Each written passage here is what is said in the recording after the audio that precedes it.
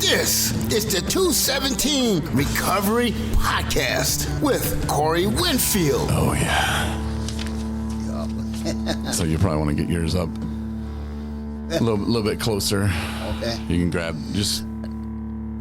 All right. And co-host Marney Winfield. I got nothing. Well, let's talk recovery. Is that, are we supposed to finish that sentence or something? No.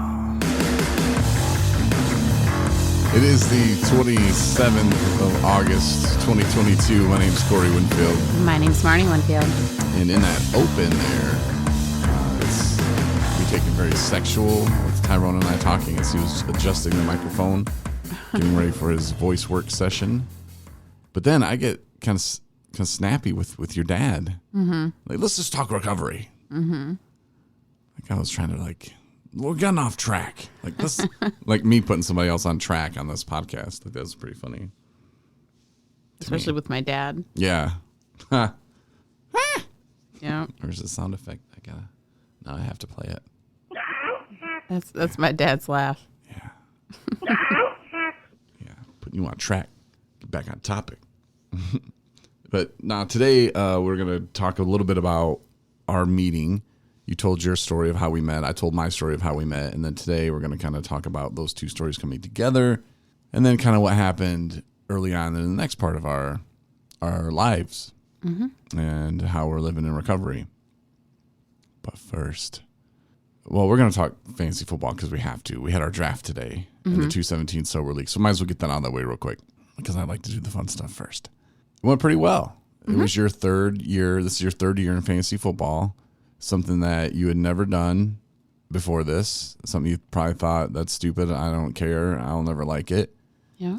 But it's about trying new things. A lot of people in early recovery, myself included, when we all of a sudden are trying to get sober, we realize that we don't know ourselves. We don't know what we really like. Everything for me always evolved around drinking. So do I like movies? Do I like TV? I didn't know. I did like fantasy football. I didn't know how I could do it sober. Right. It was a tough one for me. So in 2019, I started the 217 Sober League. And no, nobody has to say sober. I mean, we would like it to be that way. In a perfect world, of course. Everybody in it is at one point in recovery or wanting to obtain long-term sobriety. So there you go. There's a common goal amongst us. And to be able to have fun with, well, you and I and 10 other people, doing something that's fun. And last year, Justin won the league. He had never played fantasy football before, never even knew he would like it. Mm-hmm. He won the league. April, his fiance, is in the league this year. She's never tried it or done it. Her team kind of sucks from the draft that she did, which sometimes you have learning lessons and you have to learn those pains.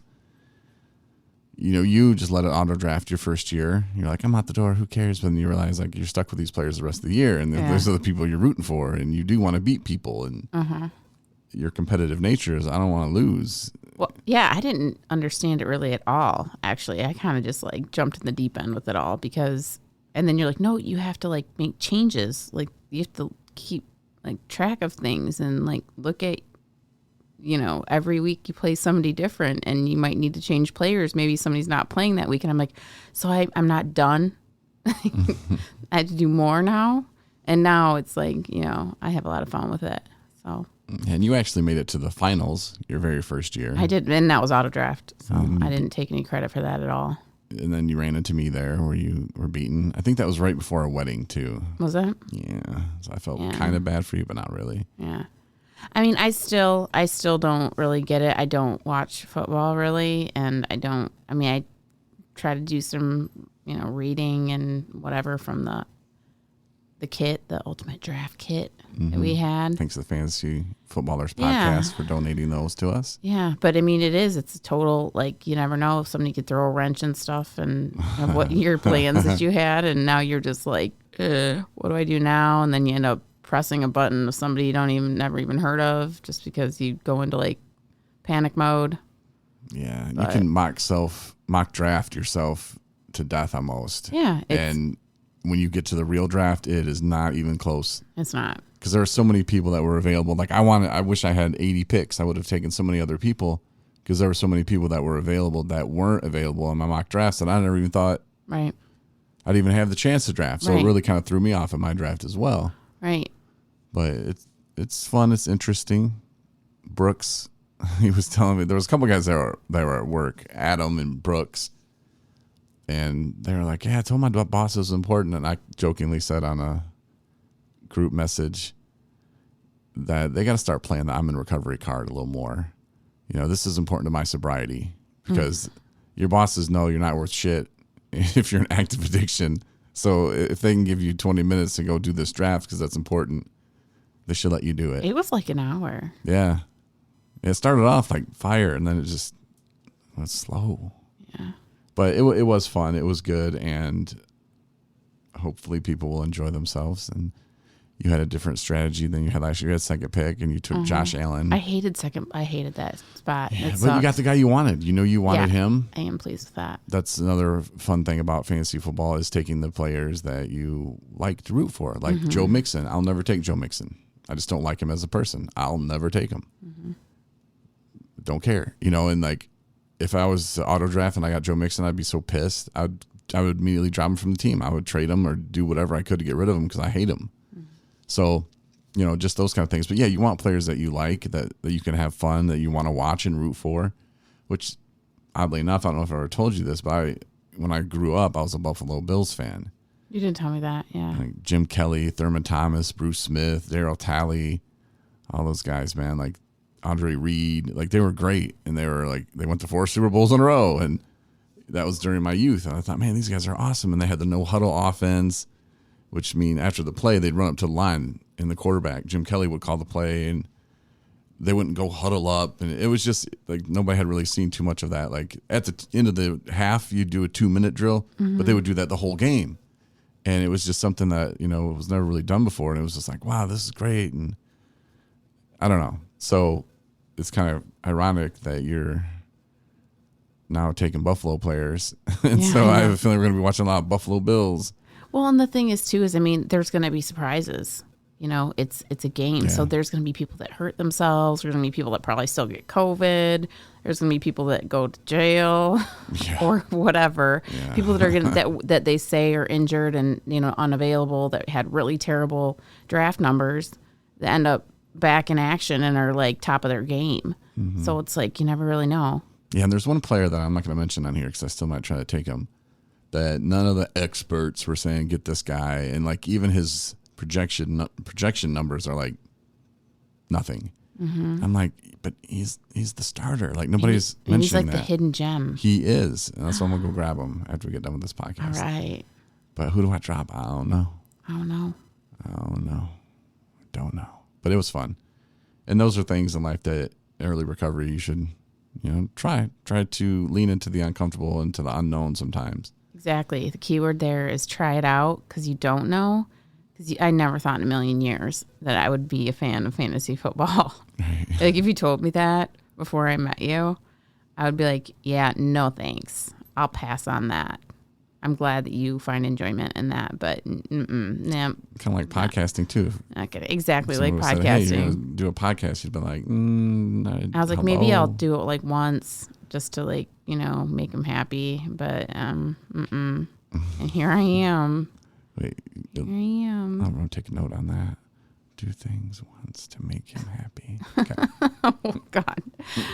Yeah. So Can't anyway, you just do that once to make me happy, honey? just That's what I'm saying. that's all I'm saying is that there are things that can be fun hobbies and, you know, that you might not even know yet. Yeah, like crafts. Crafts. Like I like crafts and stuff. I love board games. Cards.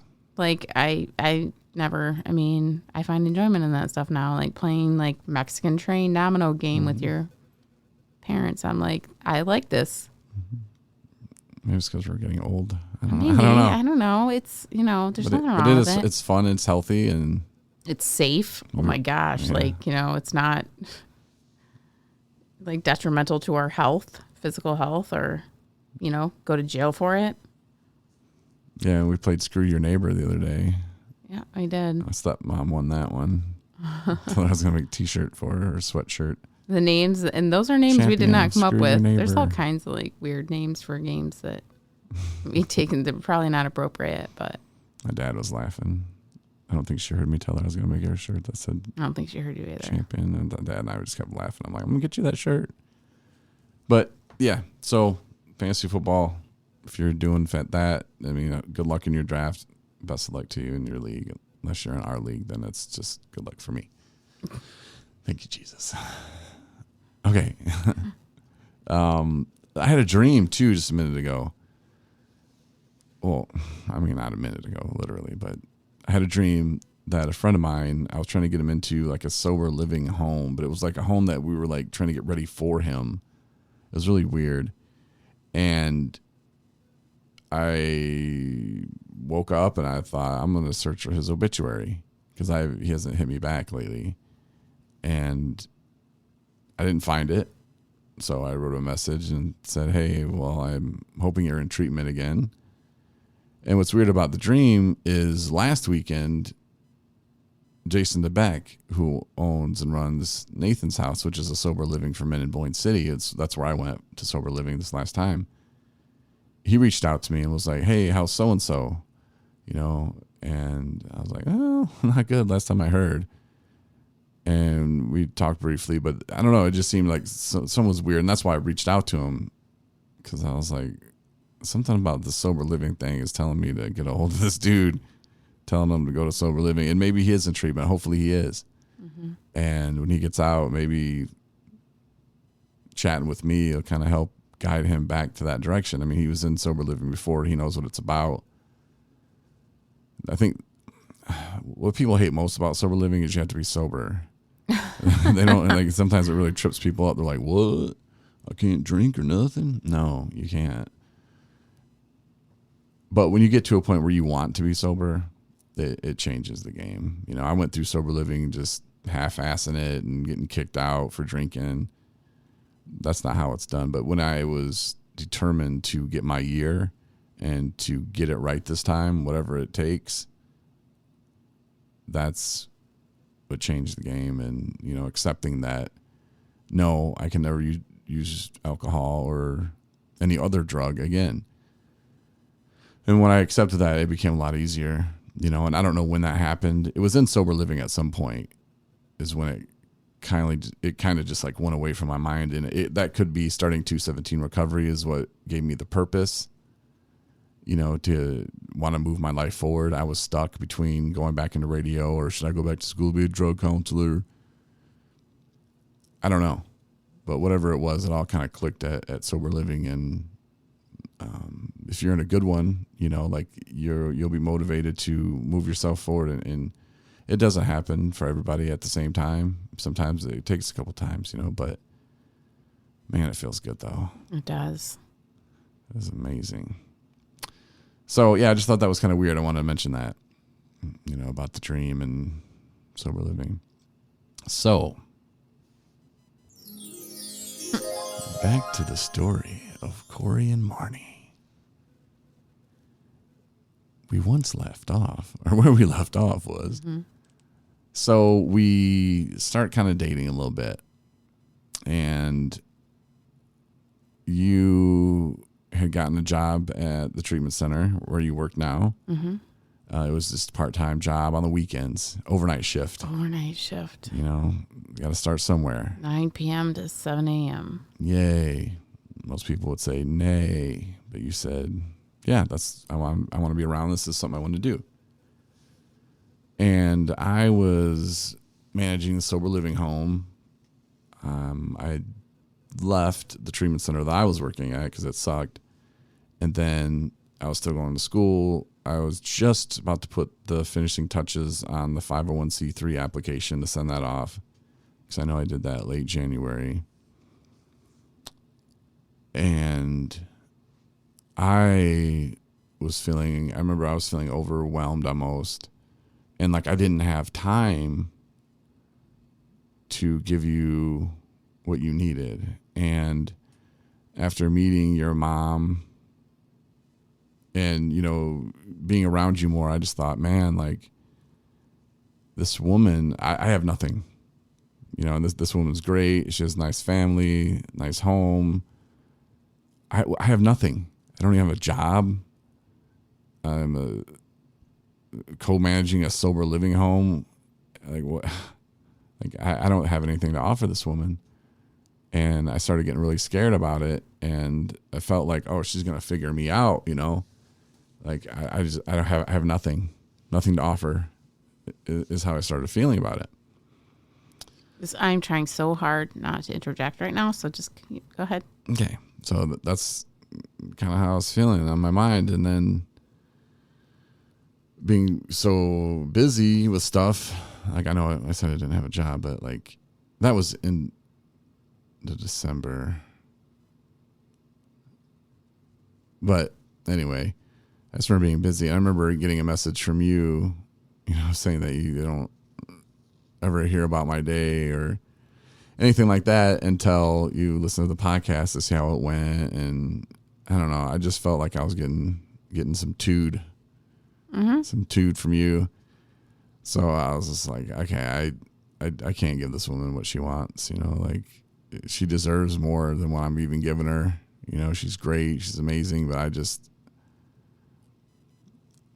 I can't be there for her like she wants me to. And I think that maybe that was an easy out because I was feeling insecure about the other things, you know, like I have nothing to give, I have nothing to offer. So that led to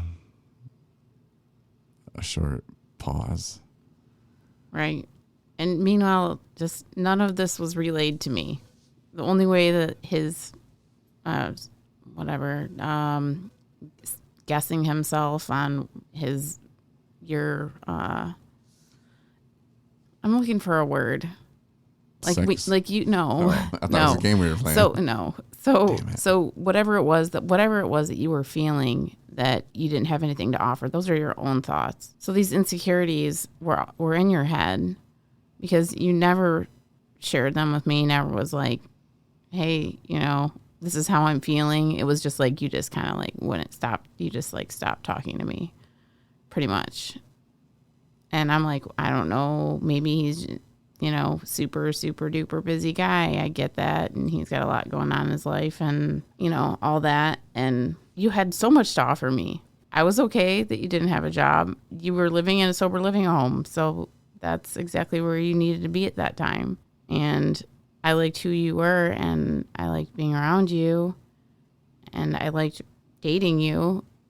But you were just like, yeah, I kind of just got stuff to do. And the reason why I gave you attitude is because that is the only way that I got any information about how things were going with you, because it got to the point where our conversations were literally only texts. And meanwhile, there was stresses on the whole attempt at the relationship because you were where you were and I was where I was, and I was working night shift and you were obviously doing day things. That made it hard enough as it was.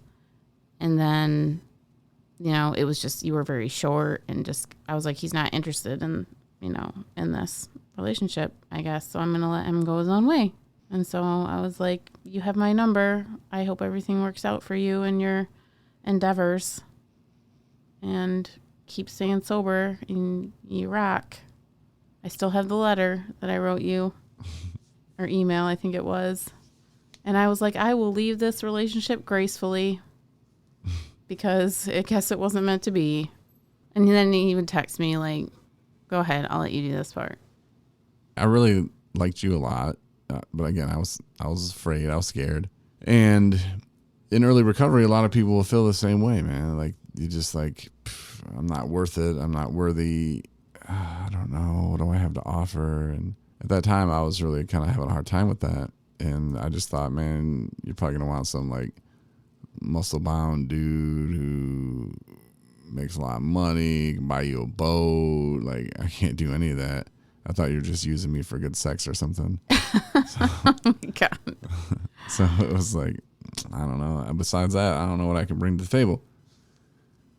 So, yeah, I would hit you up and be like, hey, what are you doing? You want to hook up? And this is the thing, too, because, you know, I was a manager of a sober living home. I had to be there. And being a co-manager allowed me sometimes to like leave for a night and we couldn't bring females or males home. Couldn't bring anybody home. So we would meet when we could in the park. No, just kidding. At like but we would go to like a hotel or something and spend the weekend or a day. And that was kind of taxing on both of us as well. You would like fly there after work with no sleep, and it was crazy. So, but I missed you.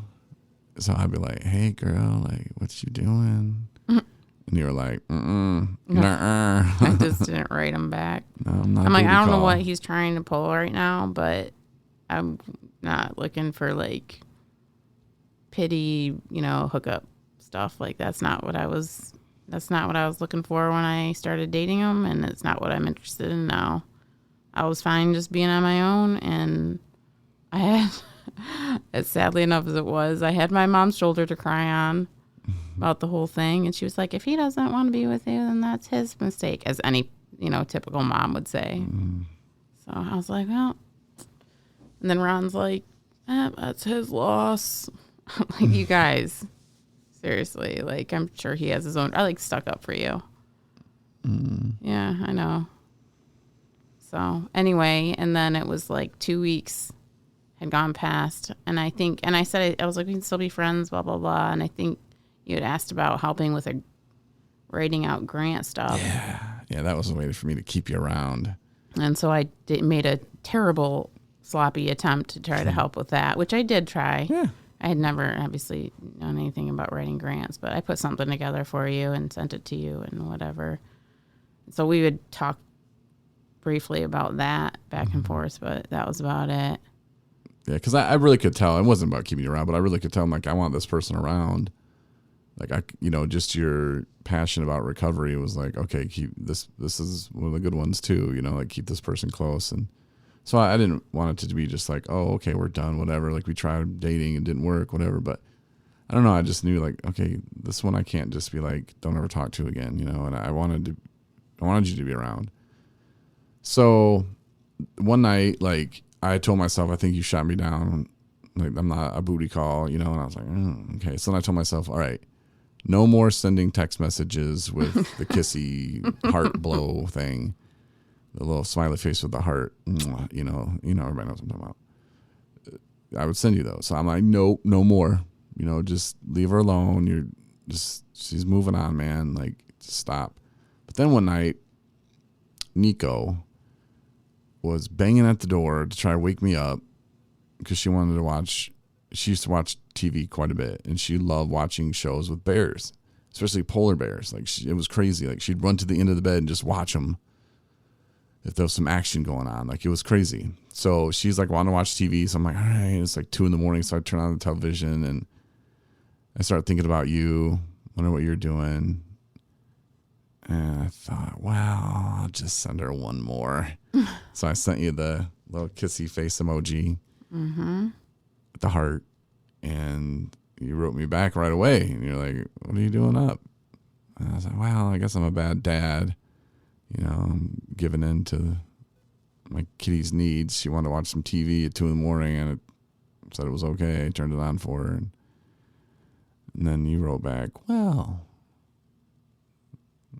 what did you write back, honey? Well, at first I looked at it and I was like,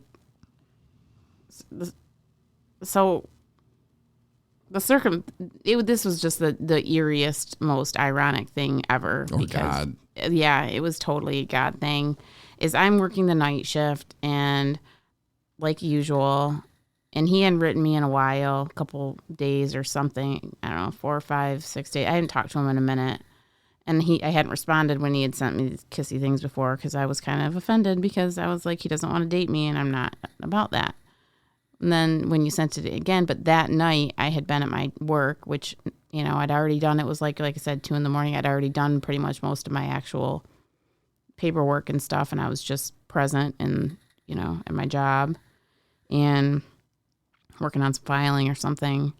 And I'm like, yeah, so I think it's like that time of the month and I'm not haven't started yet. I'm like, you've got to be kidding me. And working at a treatment center, they actually have pregnancy tests there.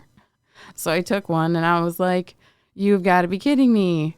Like, and I was like this complete mixture of like elatedness and then fear and almost like hyperventilating from more fear of like telling you what was like what the situation was and how was it going to be taken, like the future, fear of the future. And like, I'm like, oh my God. I'm like, what? Well, I don't even know. Like, what am I supposed to do? And then when you sent me that kissy face, I'm like, oh my God. And I'm looking around. I'm like, is this like, am I on a show? Like, how does this even happen like this? And then I was like, oh, how ridiculous would it be for me to tell him over a text message? But then I'm like, the guy never talked to me on the phone when we were dating, for God's sakes. Like, this is how we communicate. Mm-hmm. So I guess this is appropriate. And I need to be prepared for the fact that he might not really be interested in even exploring, like, being together, given this. And I don't want him to want to be with me because right now, as it looks, you know, we're going to have a kid together. And so I think I wrote something about like, well, why would you say that or something? And then because you said I'm a bad dad or something. And I said, why would you say that? And you said, my cat's blah, blah, blah. And I was like, well, something about you probably will find out if you are in 9 months. Yeah. Yeah. That was the most exciting text ever. I was like, wait, I had to wipe my eyes. Did I read that right? Oh my God. Yeah. And then he said, are you kidding? And I was like, nope, I'm not. And then I went immediately into like preparation mode for the worst. And I was like, I think you're going to be a great dad, you know, blah, blah, blah. Let you see him on the weekends. No, I can't remember. We probably could find it and read through it. But I had my guard up. I didn't know. But I mean, I knew I was happy and I knew regardless, I felt like I knew you well enough that, you know, you weren't going to be like, oh, it's your problem or whatever. I mean, we had conversations about, obviously we knew about the birds and the bees, right? Mm-hmm. We know how babies are made. It's not like we didn't know the potential of, you know, what could have been the outcome. And we were all about it at that time. Like if it was in the cards, it was in the cards. And then, you know, this happened and it was just like, I don't know, from that point, you can take it from there. Okay. So I was like, nah, just kidding. No, it was very exciting for me. I've never had children, and like Marney said, like it was something like we knew what could be happening, and I was like, yeah, like this is a woman that I definitely could see myself with and have children with. So when you told me that, I was so excited, and it was like, yes. And then it was like, oh my gosh, I have nothing to offer these babies either, you know, because we didn't know at the time, but it appeared that there might be twins.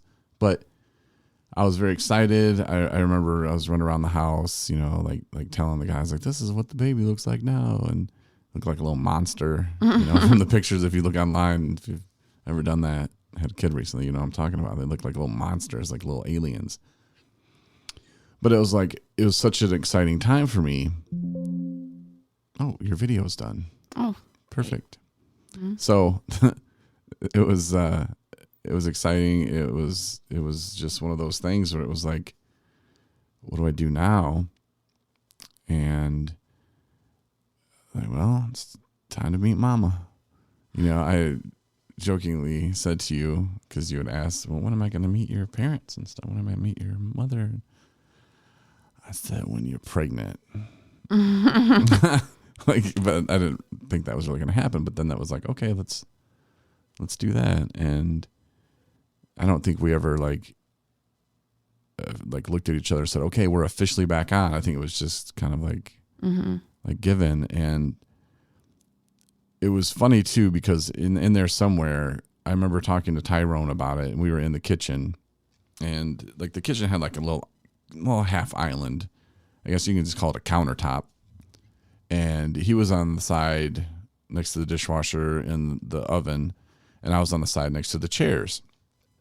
And he was talking about, some of the guys in the house and meeting, like they're always just trying to meet these women, and it's the women that were in the rehabs with them, and ones that they're finding on dating apps that just are kind of suspect. And he's like, you gotta find one of them good girls, like one of them good girls like Marney. And we started talking about you, and he's like, yeah. He's like, now that's the kind of woman that you want. That's the kind of woman that you need in your life. You don't want one of these, fast hoes. Like you don't need any. That's what they're saying. Like, look at Tyrone stepping up for me. Yeah, he's like, now Marney, that's the kind of girl you marry. That's the kind of girl you keep around. And then I was like, yeah, man, absolutely right. And at the same time, I'm just like, well, I kind of broke it off, but we didn't break it off. Like I knew like it wasn't like a forever thing. It wasn't like, oh, you cheated on me, or you were doing this, or you doing that. And it was never like somebody else was in the picture. It wasn't anything like that.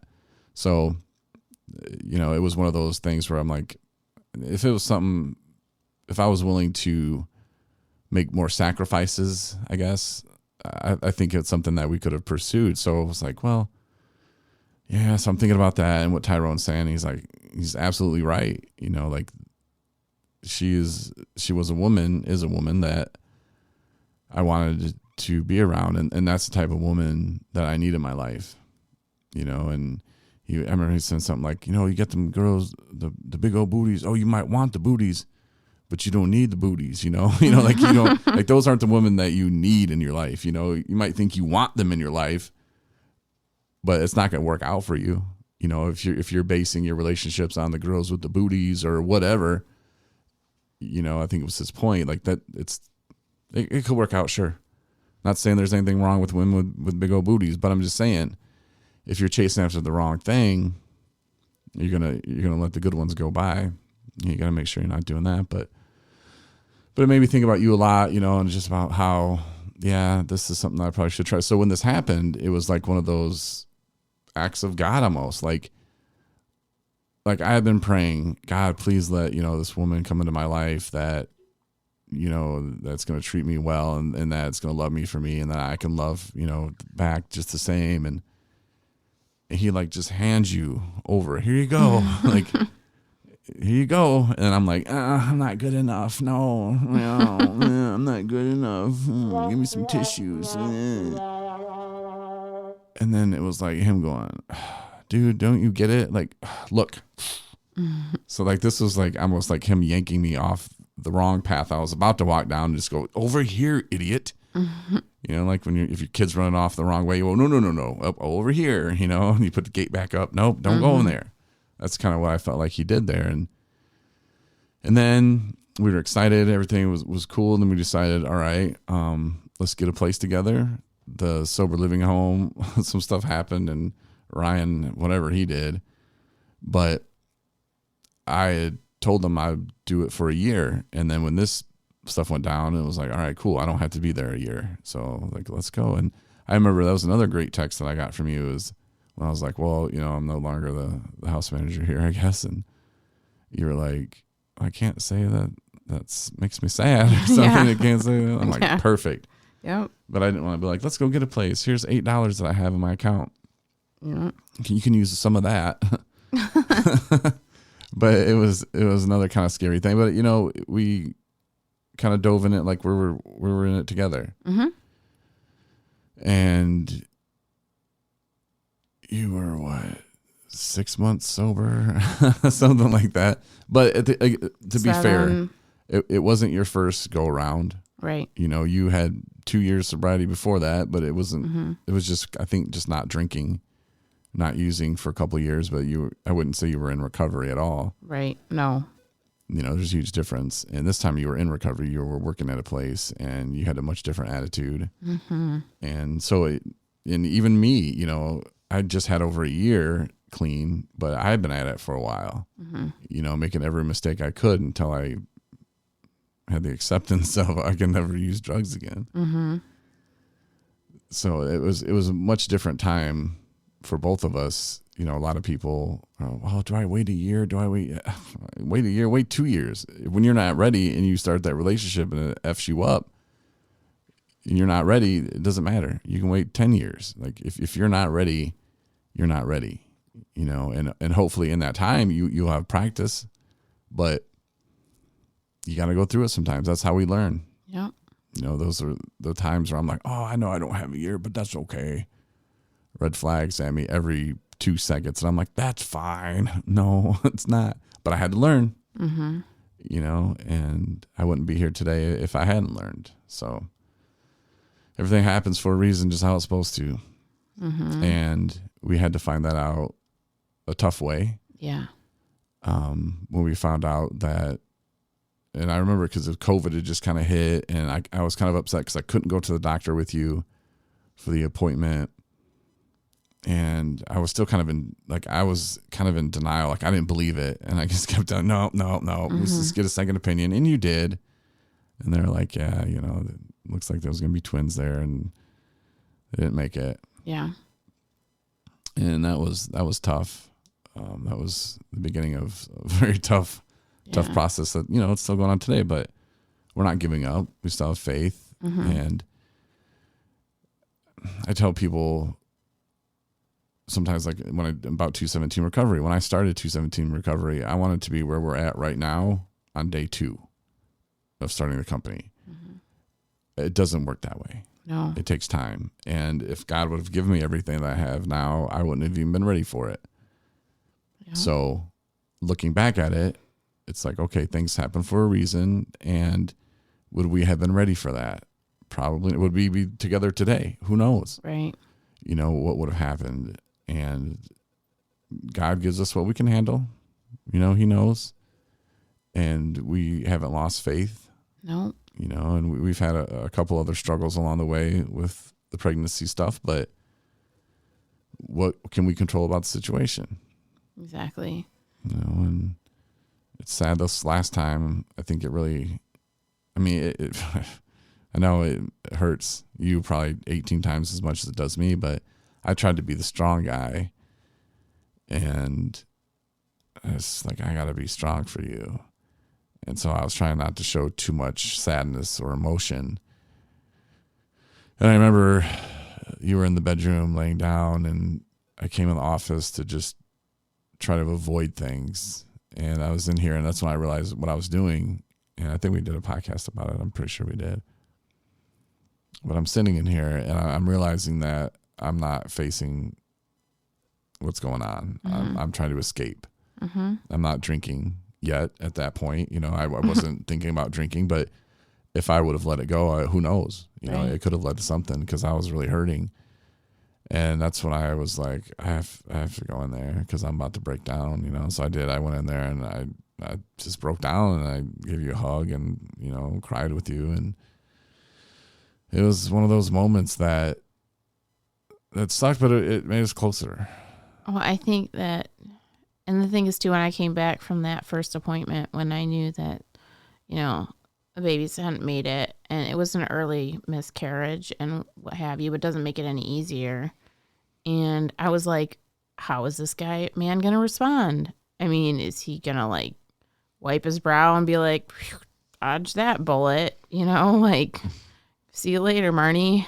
We're married at this point, though. This is from the first one. I was talking about this last one. No, I'm talking about the first one. The first one. Yeah. When I came back and I didn't know how you were going to take it. Yeah. And I was like, and, you know, and then you were as, you know, comforting as you could be, like you said, kind of like trying to be strong about it all. But, you know, we stayed together, and I was like, you want to try this again? Like, is this something that you really want? Like, we were so excited about it, and we were so future focused, and, you know, and I knew from that experience, that was the first real challenge that I faced in my recovery, where if I wouldn't have been where I was in my head and in my heart and in my soul, and I wasn't as spiritually, sound as I was at that time, I would have gone back out. I've been like, F this all. This is why life sucks, and this is why people drink, and this would have been a lot easier. This would be a lot easier if I was just not present right now, and I could just escape with a bottle. And that's where I was like, that was the old me. That's the old me, and that's how the old me handled issues and pain and disappointment. And if I can get through it, and if I'm going to make the most of this, and I'm going to recognize where there's a lesson here, because that's what this is all about, because I got to believe that God is this, there's a reason behind it. Mm-hmm. And you've met this amazing man who for a minute your relationship was not so, secure, and it was questionable. And now he's back in your life, and what do you do about it now? And, it brought us back together first off, and then it brought that, initially brought us closer together and made us both realize that we wanted to be together, as a couple, and that we wanted to continue trying for a family, and like you mentioned, there's, it's something that we've, we're still trying for, mm-hmm. and we've had, it has been difficult, but we're not giving up. And, I'm just grateful that, I found the love of my life, and that things are as good as they are. When I tell people that story too, it's that baby had a huge impact on our life. We never got to meet him, but it was something that had to happen. We would have loved for it to be born. Yeah. Mm-hmm. And we don't know why or whatever, but it's not our job to understand why it didn't happen for us, mm-hmm. and just know that things happen the way they did, and how we act moving forward, and what it made us realize, like without that, we wouldn't be together. I don't know. No, I don't think we would have, because I wouldn't have responded to that text if I wouldn't have taken that test that night, and, it's who crazy. Knows? It's crazy. So just hang in there if you're out there thinking, oh, I'll never find someone. Yeah, you will. And it's not all clean cut and, all laid out wonderfully either. Because people think, oh, you guys found each other, and it was just it was not magical. It was not. No, there was some trying times, and still are some, but it's nothing like being in the hell of addiction. Exactly. And life gets so much better, and it's something that we can tell you all day long, but you'll never know the feeling until you actually experience it, and the freedom. Mm-hmm. Like it's such an amazing feeling. It is. Like I'm trying to explain it, but I really can't. But the people that have long term, or maybe 6 months, whatever you have, I don't know. I'm not judging you on your 6 months or 3 months or 2 years or 8 years. I'm just saying, what I'm talking about if you know what I'm talking about. Mm-hmm. It's that feeling you can't even describe. Like you're actually living life. And for me, it's like, wow, I had to wait till I was 40 to actually live life. Yep. Like that's nuts.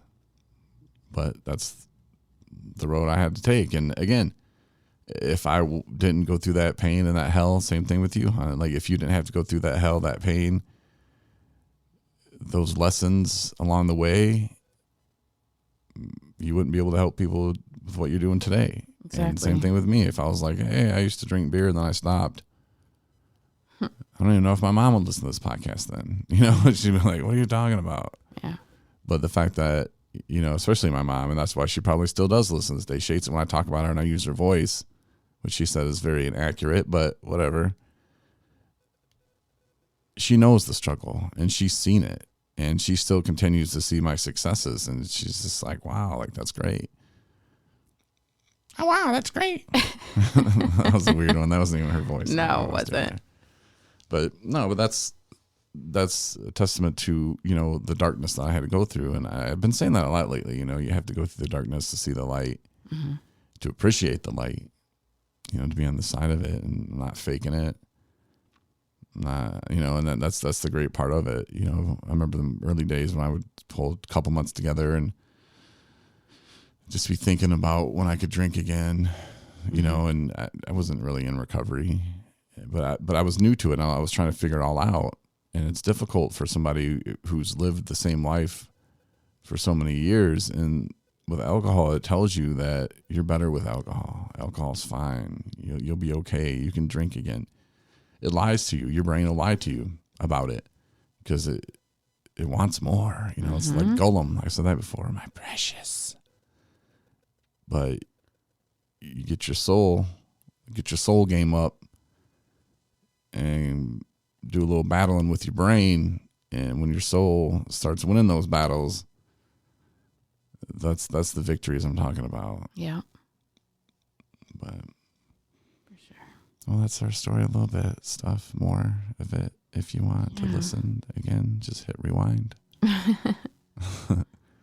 No, but that's kind of all I got for the podcast today. I know we wanted to tell our story and kind of help people understand, you know, and I thought it'd be interesting to hear your side of when we met and how you were thinking and what you were thinking, and then kind of tell my side of it and then have it all come together. Yep, for sure.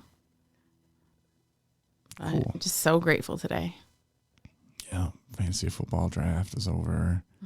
Oh yeah, that's what you meant. This is, you know, life in general. Life in general. Yeah, and where you're at in your career, and you're going back to school, and you know, people, oh, they just got it made. It's so easy. No, it's not. It's not. No, this woman works her ass off. And I yell at people through emails that work for the state of Michigan. Yeah. Glad they don't listen to the podcast, that's for sure. But anywho, we'll wrap it up with that if that's that's it. cool. All right, thanks for listening. Go back, listen to every podcast if you want. 217recovery.com. You can get the 217 Recovery app, which is free. But if you look for it in the Apple store, you have to put in 217 Recovery Podcast, apparently. So do that. Find us. Listen to all of them. They are all on the website and on the app. I guess they're on Apple Podcasts. All of them are on Amazon as well. You'll find us. Obviously, you've listened to almost 49 minutes of this one, so you're pretty sure you can figure out how to find us. But listen to some of them older ones. It's pretty interesting on the app. They're broken up into years. Trip down memory lane. But thanks for listening, and we'll talk to you on Tuesday. Have a good weekend, everybody. Thanks for listening to the 217 Recovery Podcast. We hope you come back for our next episode.